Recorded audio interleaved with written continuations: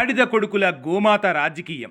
అవును, వైసీపీ రాజకీయమే చేస్తుంది. పక్కా అంటే పక్కా రాజకీయం. ప్రజల సెంటిమెంటులు, ఎమోషన్స్, సంస్కృతి ఇలా ఏమీ పట్టవు ఆ పార్టీకి. కేవలం రాజకీయంగా ఉనికి కాపాడుకునే ప్రయత్నాలే తప్ప. అయితే శవాలను రాజకీయ అవసరాలకు వాడుకునే జగన్ అండ్ పార్టీ చివరకు సాధు స్వభావానికి చిహ్నాలైన గోమాతను కూడా వదిలిపెట్టలేదు. భక్తులను రెచ్చగొట్టి పుకార్లు పుట్టిస్తూ రాజకీయంగా లాభం పొందాలన్న ఆలోచన తప్ప హైందవ మతాన్ని నమ్మి కొలిచేవారు అందరికీ గోమాత దైవం లాంటిది. ఇంకా చెప్పాలంటే మర్యాద రామన్న సినిమాలో చూపించినట్టు గోమాతను ఇంట్లో వారిలాగా చూసుకునే సాంప్రదాయం చాలా చోట్ల ఉంది. అలాంటి గోమాతపై తప్పుడి ప్రచారం మొదలుపెట్టింది వైసీపీ. మాజీ టీటీడీ చైర్మన్ మతం మార్చుకుని ప్రభువుని నమ్ముకున్న దేవుడి బిడ్డ భూమన కరుణాకర్ రెడ్డి అండ్ బ్యాచ్ దేవదేవుని సన్నిధి అయిన తిరుమలలో ఒక అలజడి సృష్టించే ప్రయత్నం చేశారు. తిరుమల తిరుపతి దేవస్థాన సంరక్షణలో ఉన్న గోవులు ఎన్నో చనిపోయాయంటూ వాటిని సరిగ్గా సంరక్షించడం లేదంటూ లేనిపోని కట్టుకథలల్లి ప్రజలను ఏమార్చి రాజకీయంగా ఏమార్చే ప్రయత్నాలు చేశారు.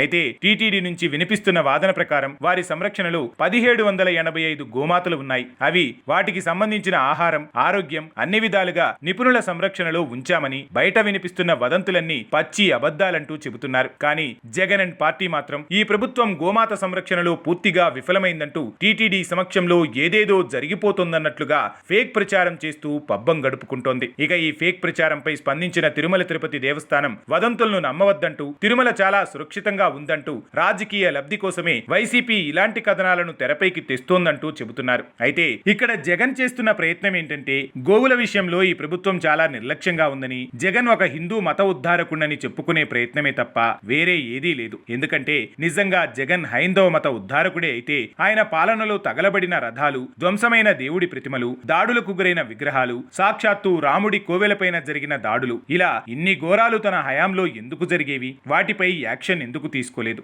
ఎంత కాదనుకున్నా జగన్ నిత్యం బైబిల్ పట్టుకుని తిరుగుతూ యేసును కొలిచేవారని పొలిటికల్ గా ఫూల్స్ ని చేస్తూ తాను రాజకీయంగా బలపడాలని చూసే ఆలోచన తప్ప ఆయన ప్రజల కోసం ఆలోచన చేసేది ఏమీ లేదు అన్నది సుస్పష్టం.